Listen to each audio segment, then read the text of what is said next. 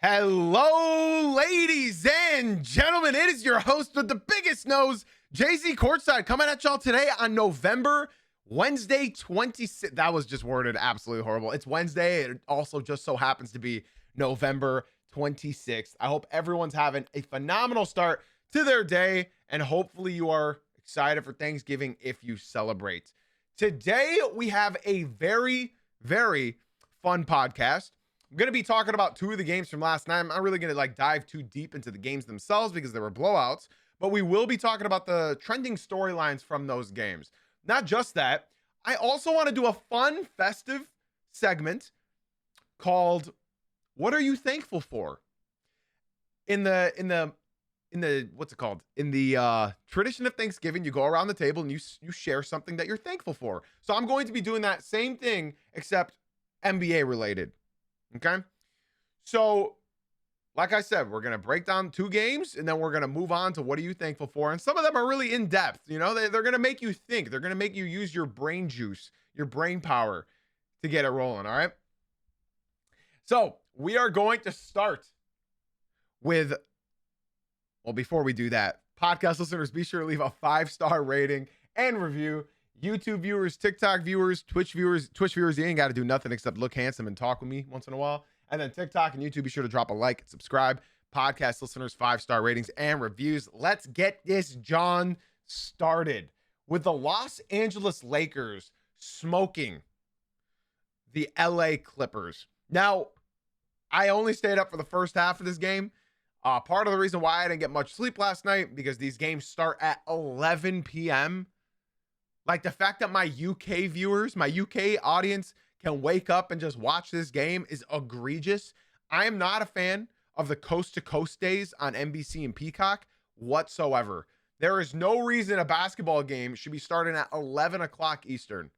Sorry, not sorry. It should not be a thing. Okay? Well, I can tell you one thing immediately. Luka freaking Doncic, I think he hit like 5 threes in the first quarter.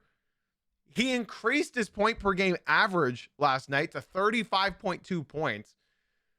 Luka was just on fire. In case you guys don't know how good the three-headed monster is for this team, let me just explain to you how good this team truly is as far as their top three.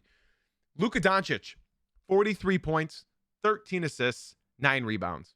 He shot 50% from the field, 7 for 12 from 3. Austin Reeves, their new number 2, 31 points, 9 rebounds, 3 assists. He shot 11 for 16 from the field.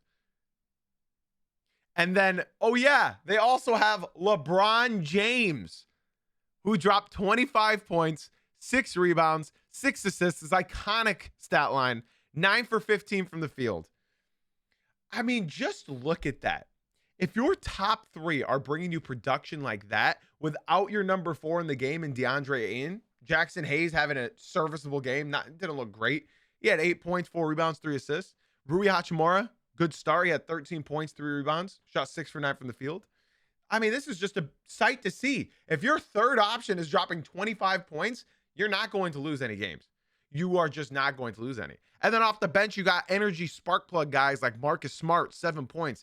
Jake LaRavia, bad game, but he was only 2 for 2, 4 points. Maxi Kleber, he didn't look that good, but he won't be playing much anyways. Just waiting until DeAndre Ayton is back. And this is all without DeAndre Ayton, Jared Vanderbilt. The Los Angeles Lakers are looking scary. Scary. Because nobody else had a good game whatsoever. Nobody else did. It was just the three-headed monster. And that's all they needed against the LA Clippers, because my God, if there's a team that I feel for most, it's probably the LA Clippers. 19 points, horrible shooting from Kawhi. 18 points, good shooting from John Collins. 10 points from Ivica Zubac on horrible shooting. James Harden, one of those nights, 29 points, 9 assists, 5 rebounds, not efficient shooting. Chris Dunn had, honestly, his best game of the season, 19 points, 8 for 13. And then off the bench, I mean, Nick Batum, Kobe Brown, like this just, it's just not it. It is just not it. So when you look at the Los Angeles Lakers and you see how truly impressive that this is, it's just the start. Because we haven't seen these three, especially Austin Reeves. I'd like to highlight Austin Reeves here and just give him his flowers first and foremost, because we know what Luka Doncic does. We know what LeBron does at age 40, about to be 41. We know what they do. Austin Reeves has blown all of his expectations out the water. And I think we need to start having conversations about where Austin Reeves is going to rank in the best undrafted players of all time. I think he's already top 5. I can't tell you off the top of my head who the top 5 truly are, but I can tell you who's number 1. Big Ben Wallace. Plain and simple. I mean, Ben Wallace is the greatest. He's the only undrafted player in the Hall of Fame. Could we potentially see Austin Reeves one day reach that pinnacle? Offensively right now, it looks like it. Austin Reeves is playing incredibly well. He's averaging 29 points per game right now this season. It's unbelievable. You have Luka averaging 35, Austin Reeves averaging 29, and then they just got LeBron James. You are adding LeBron James into the mix? Are we serious here? I think people at the beginning of this year, and I called it before the basketball season even started, I said, and I quote, I think people are starting to underrate the Los Angeles Lakers because they saw the pickups Denver got. They saw Oklahoma just stay the same and improve and lock in their guys. They believe Anthony Edwards is going to have a huge leap. I think people were underrating the Los Angeles Lakers. Pardon me. And I know I see a lot of the comments in the TikTok stream. Guys, be sure to keep dropping likes over there. Helps us a lot. I would like to just respond to the comment that I see all the time. It's early in the season. I don't care. You want me to just not talk about basketball until the playoffs? Is that what we want to do? I am reacting accordingly to what we're seeing in the NBA right now. So for anybody that says it's early in the season, okay, let me just not do podcasts until the playoffs. Then I think that's the move that we need to do moving forward. We're talking about NBA. We're going to talk about daily podcast because that's what we're doing around here, Monday through Friday at 9 a.m. Eastern. I know people want my thoughts on the Celtics Pistons tonight. We'll probably say them at the end of this podcast. All right. So I'd like to save some of the conversation I have about the Los Angeles Lakers. But before we do move on, I want to highlight something very important about the Lakers that's honestly surprising according to their record, right? Because we see the Lakers, they're tied for the number 2 spot right now in the West. They're 13-4.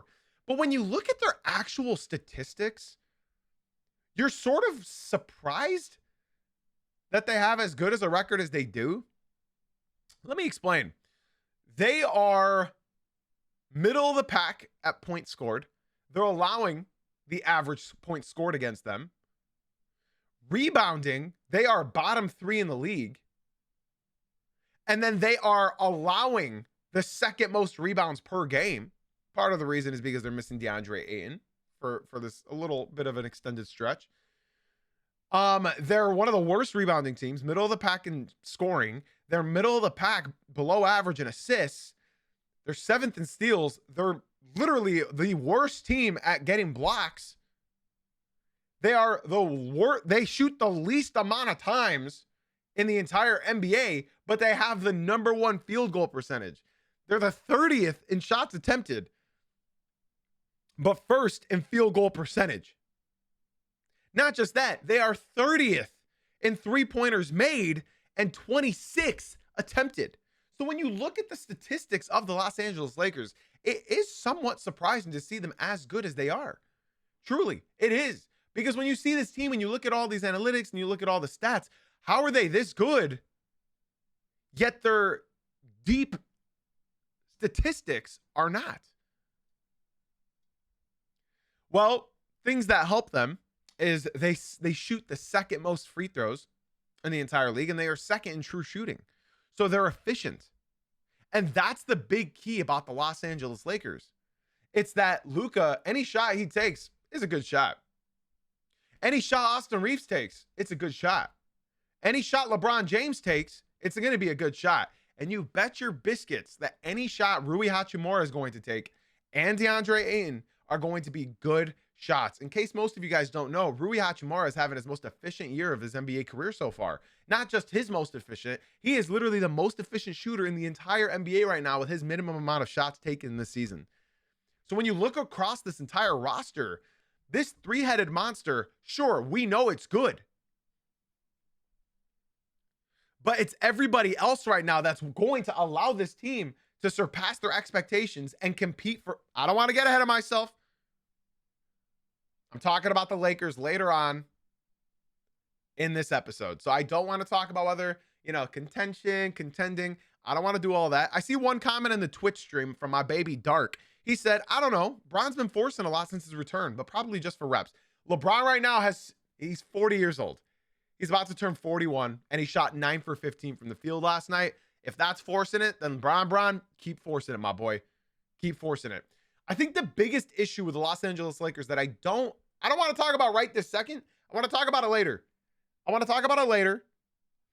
As far as, but I'm just going to tease it so that you guys stick around so that we can talk about the Lakers later on. The issue with the Los Angeles Lakers and why the Denver Nuggets are still my favorite to come out of the West, it's quite simple. It's not something that you have to ponder about. It's not something that you're going to have to stress out about unless you're a Lakers fan. They have no defense. They have no defense, like, at all. Like, it's bad. They don't get rebounds. They don't defend. So on a team that plays no defense, I'm not sure I can truly say confidently that they're going to come out of the West. Now, obviously, the favorite on FanDuel, on DraftKings, on everywhere, the all-time favorite to win it all, as we know, are the Oklahoma City Thunder. Now, you would say I'm silly for saying that the Nuggets are going to win, but I think the Nuggets have the best player in the world in Nikola Jokic. And I think last year, had Aaron Gordon not been hurt and out, I've said this 100,000 times, and Michael Porter Jr. wasn't hurt and out, I think the Denver Nuggets would have won. They lost in 7. So to see the Oklahoma City Thunder, I think it won't surprise me if they win. It won't surprise me whatsoever if they win.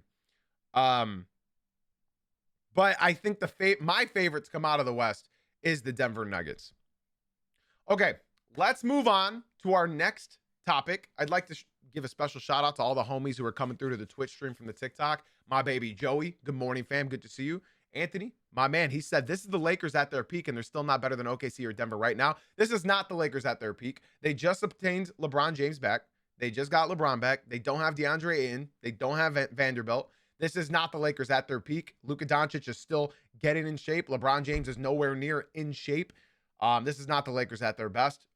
But the issue is the Thunder at their best is nowhere even near. Like, it's so far, like, out of the realm of possibilities for the Lakers to understand that, yeah, the Nuggets aren't at their best. The Thunder aren't at their best. The Lakers aren't at their best. No team right now in the NBA is at their best except for maybe one team, the Sacramento Kings, and that's because their best is not really good enough. Let's move on to our next game that I wanted to not really break down because there's not a whole lot to say, but there are a couple highlights that I wanted to talk about.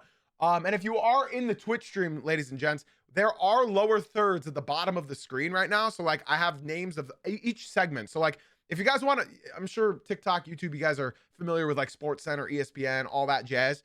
We have all those things popping up on the screen whenever we move on from segment to segment to segment, not just this little caption morning NBA talk show. Once again, we do all of these episodes Monday through Friday at 9 a.m. Eastern. So I appreciate all 150 of y'all that are watching in the TikTok and the 20 of y'all in the YouTube. So if you guys do want to actually interact with me and somewhat make this a group episode, be sure to click the link in my bio, Jay-Z Uncut on Twitch. That's where my, like, predominant community is, where they talk to me and I respond. Okay, let's move on to our next topic. It's the Orlando Magic absolutely embarrassing Philadelphia in Philadelphia. I'm going to say something again that is going to get Magic fans upset. I've been preaching this to the heavens since last season. The Orlando Magic are now 6. They've won 6 of their last 8 games. Do you know why they've won 6 of their last 8 games? It's because they're missing Paolo Banchero. I've been preaching this to the heavens that I don't think that they should trade Paolo Banchero. Because I don't think that you want to be the team to trade a player with that much potential. The main reason the Magic are winning are not because of Jet Howard, not because of Jace Richardson, not because of Desmond Bane, not because of Franz Wagner. It's because of the team as a whole. I'm going to say something, and for my Magic fans out there, please do not scream at me. Just listen. And if you disagree at the end of my statement, that's the great thing about this world. We can all have our own opinions. The Orlando Magic lack at a half-court offense. They've always sucked in a half-court offense for during the Franz Wagner and Paulo Banchero era. Now let me explain. Paulo Banchero, the way he plays is with the ball in his hands. Okay? So when Paulo Banchero is on the court for the Orlando Magic, where is he? He's either in the corner, not doing anything, or he's at the top of the key with the ball in his hands. Now, when the ball's in his hands, he's either going to drive to the hoop and kick it out, or he's going to pull up for three, brick it, because it has no chance of going in. He's going to do that stupid midi that he loves taking, that in case you do not know, Paulo Banchero is shooting the worst percentage in the entire NBA right now from mid-range, and yet it's his second most taken shot in the entire season. Or he finally uses his size and barrels to the rim, and nobody can stop him because he's 6'11", 260. Okay, so let's say Franz Wagner or Desmond Bane or Jalen Suggs or Anthony Black have the ball at the top of the key. Where is Paulo Banchero at this time? He's in the corner. Now, is Anthony Black, Franz Wagner, Desmond Bane, or Jalen Suggs going to hit Paulo in the corner? Probably not. And if they do, he's not going to make that shot. Okay? Paulo Banchero is too prideful to sit in the dunker spot, like an Asar Thompson, like an Amen Thompson, like a PJ Washington, like a Derrick Jones Jr. He's too prideful to sit in the dunker spot, so he's going to be in one of the corners, or he's going to be at the top of the key with the ball. There's a reason why the Miami Heat's offense has worked so well. It's because they haven't had Tyler Hero, and now they got to reincorporate Tyler Hero in there. There's some players in this NBA that you just have to admit that they are ball stoppers. They need the ball in their hands. If they don't have the ball in their hands, then they're not going to do anything of any substance. Paulo Banchero is one of those players right now at his current time in the NBA. I'm not saying he can't develop into something greater, but right now, Paulo Banchero is truly a ball stopper that he doesn't make that extra pass. And I'm a fan of what the Magic are doing right now. I love defense. I'm a Pistons fan. I love defense. Paulo Banchero does not do anything of substance on the NBA court. He's changed his shot diet, yes, TikTok, but for the wrong reasons. He is attempting the most mid-range shots of his entire NBA career right now. And I'm just going to say this one more time so everybody can hear me. He is shooting the absolute worst in the NBA from that mid-range shot right now. He's a career 31-point shooter from deep. It's not looking good with Paulo Banchero and Franz Wagner on the court. They're both ball-dominant players. I am not bashing Paulo Banchero whatsoever. What I'm saying is something needs to change. Something, when Paulo and Franz are on the court, needs to change. Because in my opinion, and I've said this last season, so you guys know I'm not new to saying this, Paulo Banchero is not the best player on this team. He's the most hyped, but he's not the best player on this team. There's no 1 and 2, right? There's no 1A, 1B. Franz Wagner is the 1. Paulo Banchero is the 2. Franz may not pass as much as Paulo Banchero, and that's because he gets doubled no matter what when he's on the perimeter. I hope Paulo figures it out because I love the rivalry that Detroit and Orlando has. I love the rivalry that Cade and Paulo have. Two up-and-coming players. They always battle it out. Now, me personally, Jalen Suggs is my favorite player on the Orlando Magic. He's my favorite player. He's a player that, when I rate players, I think that he's exactly what a team like Detroit could use, right? So I want to reiterate this topic one more time for everybody that's watching or listening. There was this comparison that goes around talking about how, hey, the Boston Celtics got it done. They got it done. They had Jaylen Brown and Jason Tatum. They got it done. So can Franz Wagner and Paolo Banchero. No, I'm sorry. I'm sorry. For two people, I'll say this. I've been watching the NBA for a long time, right? And to see what the Boston Celtics did, it was very different. So at the start of the season, the Orlando Magic started 1-4. In those 5 games, you know what was the offense? The offense was this, and please pay attention because I'm only going to do this once. Paolo has the ball at the top of the key. My turn. Make or miss. Okay. Franz Wagner has the ball. My turn. Make or miss. Next, Desmond Bane. My turn. And that was their offense. That's not their offense now. If you guys watched, even just last night, they are swinging the ball. They are making the extra pass.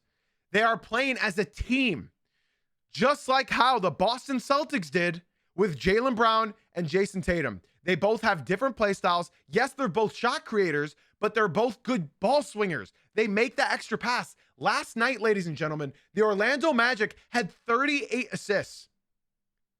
I don't know if you heard me. 38 assists.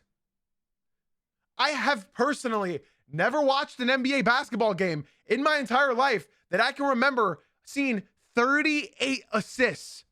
Let's go back to a game with Paolo Banchero in a win. So I'm not being unfair. In a win. Let's go look at a Paolo Banchero game with a win. Let's just make sure that he was playing 28 points. Let's just go look.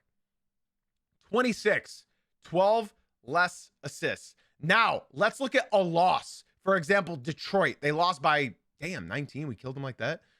Let's go look at their assists in this game. 22, ladies and gentlemen. 22. So when I tell you that their offense flows better without Paolo on the court, this isn't me saying, trade Paolo, he's ass. No, I'm a legitimate watcher. I watch games objectively, right? What I'm trying to explain to you is that Paolo is an elite talent. He's a great talent in the NBA, and I think he's only going to get better. But right now, unfortunately, he's a ball stopper and he's a glorified Josh Smith. And that's just a way to be rude about it. That's if I want to be rude, and I don't want to be rude at all. There was an altercation as well that happened in this game with Andre Drummond and what's his name? Wendell Carter. That's okay if you think I'm wrong. That's more than fine. I appreciate all the follows on TikTok. I appreciate all the follows on YouTube. I appreciate all the follows on Spotify, Apple Podcasts, and Twitch. I want to say special shout out to everybody that is leaving the TikTok, leaving the YouTube, and coming through to the Twitch stream to have engaging basketball conversations with us. If you guys do go to the Twitch, you will get a shout out from your boy. All right. So let's talk real quick about the altercation last night with Andre Drummond. Andre Drummond, I am very familiar with your game. I watched you play and not improve at anything for 8 years in Detroit, right? I watched you. I know you. I hung out with you more than a few times. In case you guys don't know, I was Vine famous way back in the day. I had an account called Joe and Mike where we were most known for the zip cams. We had like zip ties where we tied people's pants to their desks and they'd get up and fall and blah, blah, blah. And Andre Drummond was in Detroit at that time. Andre Drummond was 19. I was 15. So we were like pretty close in age, right? And Andre Drummond and I hung out a few times. We went up, we did some meetups at the mall with a couple other creators back in the day, right? Andre Drummond, I'm very familiar with you. I know you. You are one of the softest NBA players in the league, especially for being a 6'10" player. So the fact that you're going and you're getting in a stance like this to scrap with Wendell Carter, listen, I know you, Andre. I know you, bro. Wendell Carter, had he really wanted to fight, would have laid your ass out. Okay? Respectfully. So to see Andre Drummond do that and then after the game say, yeah, man, we were getting killed. I just needed to light a fire under the team. Brother, you lost by 40 points. The Magic were on a 25 to nothing run. After you did that, they continued to go on another 10-0 run. Good gesture, wrong mouth, because Andre Drummond is not that kind of guy. He's a nice guy, and there's nothing wrong with being a nice guy. I'm a nice guy. This website is StatMuse for anybody that's watching on the TikTok asking. I would like to move on. I don't really know what more I could say about the Orlando Magic. I feel like I say the same things every time I talk about them because they are genuinely they're a good basketball team, and they really are starting to click right now. My biggest issue is Paolo Banchero. I don't think that in a 7-game series, Paolo Banchero can continue. It's just the Orlando Magic right now are playing incredibly well, and it's because they are moving the ball. I'm not saying it's because of Paolo's fault, all of that. I'm saying they need to figure out how to keep that ball swinging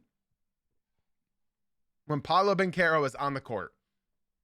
I see a lot of people talking about go talk about this team, go talk about this team. Guys, we've been talking about every NBA team all of these weeks, Monday through Friday at 9 a.m. Eastern. I'd like to give a special shout out to the homie Baby Otters to coming through the Twitch stream. So again, special shout out to everybody that's leaving the TikTok, leaving the YouTube, and going to the Twitch stream. I appreciate all the follows, Zoe, and stream clips. I wish you guys would follow the Twitch stream and come hang out, come talk ball with us. Podcast listeners, be sure to leave a 5-star rating and review. I see a question in the Twitch chat coming from my man, Anthony. He said, who would you trade Paolo for to make the Magic a legit contender? I'm not trading Paolo Banchero, so I can't really answer that question. I may not be a fan of him stopping the ball around and like not swinging it. But I personally right now, you can't trade Paolo. They just gambled their entire future on the Desmond Bane trade. You have no leverage right now. You cannot blow it up. If you trade a Franz Wagner or a Paolo Banchero, you are just admitting that it didn't work already, and they're not going to admit that. They're not.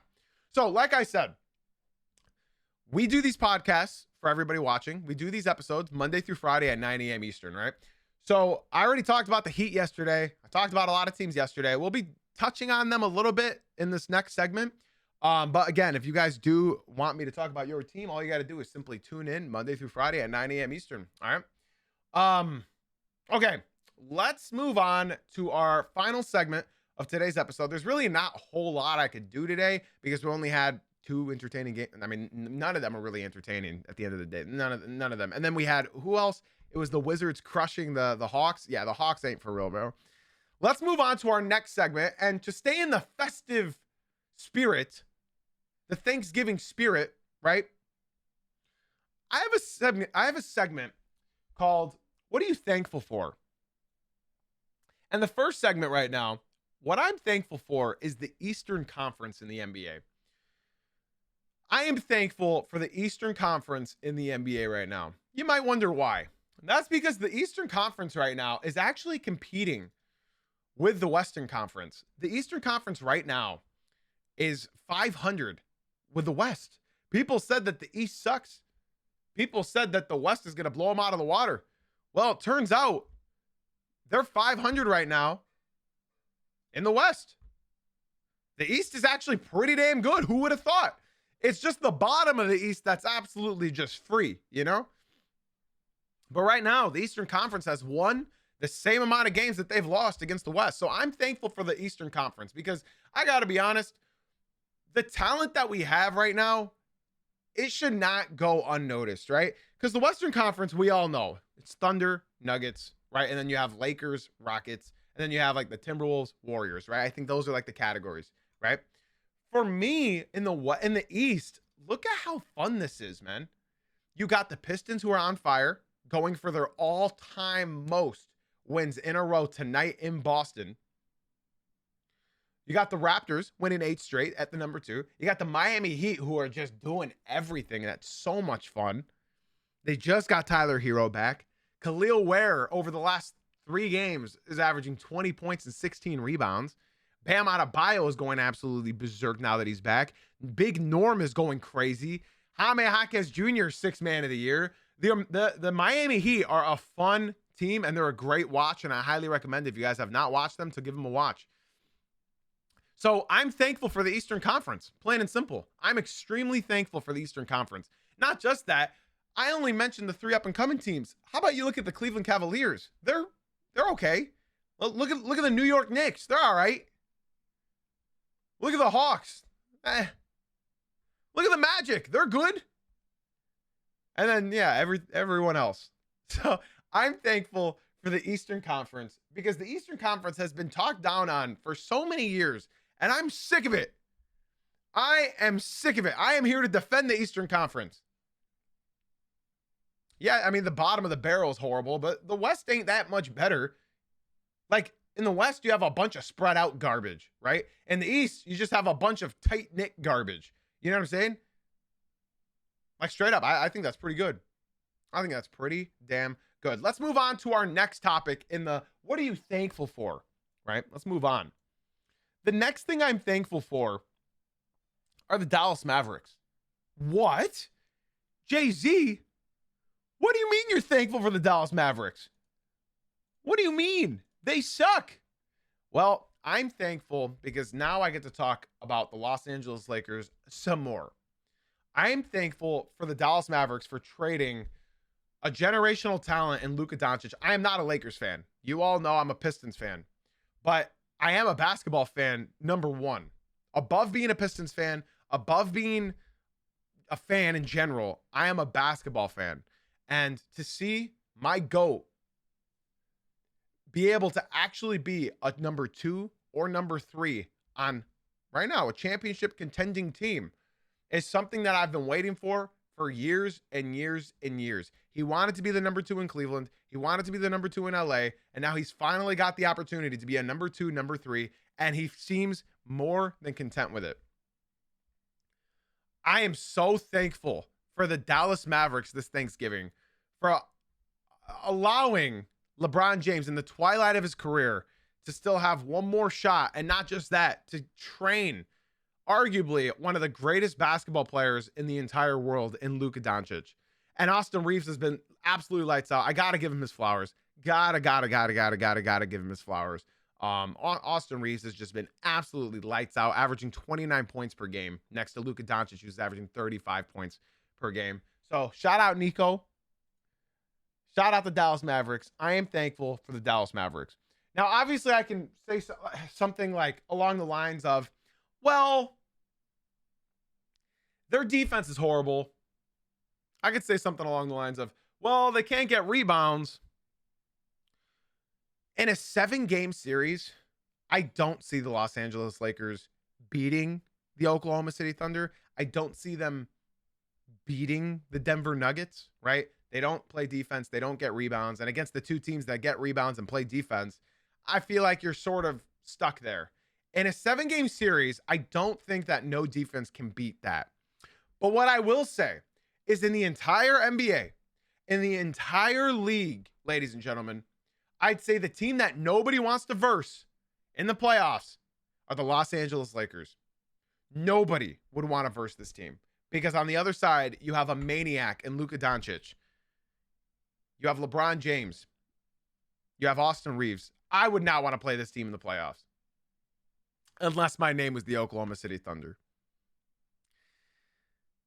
My homie Stun, who's a Thunder fan, in the Twitch stream, came in and said, I'm really starting to believe the conspiracy. The NBA was behind that trade. Can't have an irrelevant Lakers team with LeBron on his way out. So, Stun, according to your logic, the NBA, Adam Silver tore Kyrie Irving's ACL in a ploy to get Cooper Flack to get drafted number 1 to the Dallas Mavericks, correct? Let me move on. Another thing I am thankful for is King Tough. Shout out to King Tough for leaving the TikTok stream and coming through to the Twitch stream. I appreciate you very, very much. And now you're telling me that it was a hit. The ACL is a non-contact injury. So non-contact injury. What else am I thankful for? Another thing I'm thankful for, and this might surprise some of my audience members here. I am thankful for the New York Knicks. Now, why the hell would I be that? Why would I be thankful for the New York Knicks? Why? Why, of all teams, somebody that I just strongly dislike, why would I be thankful for the New York Knicks? It's quite simple. A certain somebody is averaging 27 points, 10 assists, 6 rebounds, a steal and a half, a block for the Detroit Pistons because of the New York Knicks. And that is my glorious king, my pride and my joy, Cade Parker Cunningham. The New York Knicks, I am thankful for them because last year they showed Cade the level of defense that teams are going to play him from here on out for the rest of his career until he has a primary ball or secondary ball handler in a Jaden Ivey now that is back and recovering and getting conditioned. This is how teams are going to be playing Cade Cunningham. In case you're unsure of what I'm referring to, every time Cade gets a screen at the top of the key, he gets hard blitzed and hard hedged by both opposing defenders. So Cade was forced to throw turnover after turnover after turnover after turnover after turnover against the New York Knicks in the first round of the playoffs last year. Now, in every single game this season that the Pistons have played, and every single game that Cade has played, he gets doubled and hard hedged and hard blitzed at the top of the key over and over and over again. And now, all of a sudden, Cade Cunningham's turnovers are down. In fact, they're so down, he is number 1 in the entire NBA at usage percentage with the lowest turnovers rate in the entire NBA. Cade Parker Cunningham. So this Thanksgiving, am thankful for the New York Knicks for showing what Cade, my glorious king, my pride and joy, the reason why I wake up in the morning, as my fiance is listening to this podcast. Cade Cunningham, I am thankful for the New York Knicks for turning my GOAT into truly one of the GOATs. Now, I'd like to take a time out and say thank you to Liam, my homie Liam, who donated on TikTok and now came to the Twitch stream. Liam, thank you for the big follow on Twitch. He also came in and said, yo, I just came over from TikTok. I'm thankful for Jeremiah Fears, Derek Queen, and Micah Peven for making my team have some type of life and energy. Hopefully we can get Zion out of your city and start fresh, Liam, because Derek Queen has been a sight to see. Jeremiah Fears has been incredible. Shout out the Pelicans. I hope they can get good without Zion being on that roster. So this Thanksgiving, I am thankful for the New York Knicks for turning my sweet, glorious prince into one of the greatest players in the NBA right now. Thank you, New York. I appreciate it very much. Do I have another thing I'm thankful for or no? Yes. The last thing I'm thankful for, ladies and gentlemen, if you are on Twitch, you would see the Sports Center type thing swipe onto the screen. That's why I think you guys should go to the Twitch stream. You get the premium experience. Another thing I'm thankful for is you. That's right. You. Everyone watching in the Twitch stream. Everyone watching in the YouTube stream. Everyone watching in the Twitch stream. All the podcast listeners that are listening after the fact on Apple Podcasts, on Spotify. I am thankful for you. So I appreciate everyone always tuning in Monday through Friday at 9 a.m. Eastern. And if you want to tune into more of these streams, be sure, and you want to get involved in some of the conversation that we have around here, the Twitch stream is the place that you want to be. All right. And that is going to conclude today's episode. Now, I don't know if we're going to be here doing an episode tomorrow, but if the Pistons win, y'all know you'll see me. I am never going to miss out on an excuse for playing the Pistons one again. All right. I'd like to give another special shout out to homie Frankie for coming through to the Twitch stream. I appreciate everybody for tuning in. Hopefully, we'll be back tomorrow morning for Thanksgiving. Hopefully. Until then, y'all, I got nothing left to say except for thank you for being here. Thank you for being you. And as always, guys, thank you for watching/listening. I'll see y'all tomorrow morning at 9 a.m. Eastern for another episode. All right.